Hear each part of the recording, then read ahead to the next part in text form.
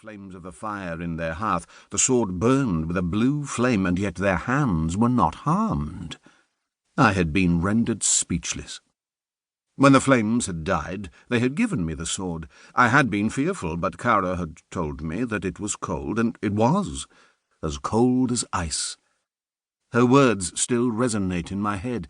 You have been brought to us by the Norns, and they have decreed that you shall leave. You have heart of ice as your weapon, and we have made it powerful. It will never break, and it will never let you down. It is a connection to Aiden and to me. The sword connects you to the heart of the dragon and the land of the wolf. Use it well. Be as the blade. Be ice. You must be cold and dispassionate. If your heart is hot, then your actions will become flawed. We may never see you again, but we will never forget you. Your people will rule this land when we are but dust. They will rule the Middle Sea, and all of this comes from within you, Hrolf, son of Gerlach. 2 witches had predicted my future. I would not argue with them, nor would I seek the opinion of a third. The 3 Norns were jealous creatures. And then I had left and marched down the road to Ulfarston, and a future sailing with Gunnar Thorfinnson and his Dracar Ravenwing. One life ended that day, and another one began. What I did not know was that it was like a stone being thrown into a pond. The ripples spread further and further. Long after I was dead, the fruit of my loins would rule vast lands and be known as the most powerful warriors. Before then I had to become worthy, and I had to endure trials. My life would not be easy. The Weird Sisters and the Allfather wished to harden me into a weapon as cold and deadly as my sword. Chapter 1. Burd, 820. That had all been 2 years ago. Since then I had been on many raids. We sailed around the coast of Northumbria to attack Frisia, Neustria, and Austrasia. It was a long journey there, and sometimes an even longer one back. The Jarl had us spend our winters in Ljothus, where his father, Thorfinn Bluescar, ruled.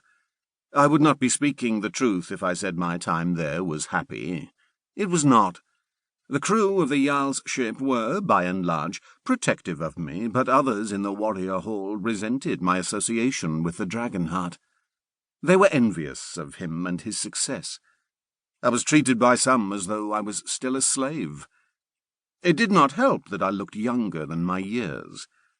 I had down for a beard. Each time we left that island, I felt a sense of relief. Ravenwing was my real home. The chest upon which I sat contained all that I had collected.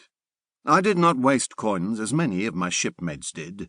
I didn't throw them away on whores and gambling. I saved them. One day I would have my own Dracar, and I would be Jarl. Gunnar Thorfinnson understood that.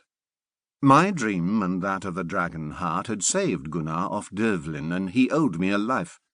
So long as he was captain, then my life was bearable. Others took reluctance to whore and to gamble as a weakness. I rowed 3 oars from the bow and the raven prow. I sat next to Siggy Whitehair. The Jarl had placed me under his wing when I had joined the crew, and he had looked after me. He was the oldest warrior on board, but not as old as his white hair might suggest. It was said that he went berserk once and his hair became white overnight. For that reason many men would not share an oar with him. They feared that he would go berserk again. A berserker could kill a friend as easily as a foe. I did not mind, for I had fought with the Ulveonar and knew that such men would not harm me. I had a magical sword. I told no one of the powers of my sword. I had seen at first hand what envy can do. Many men had tried to take the sword which was touched by the gods from the Dragonheart.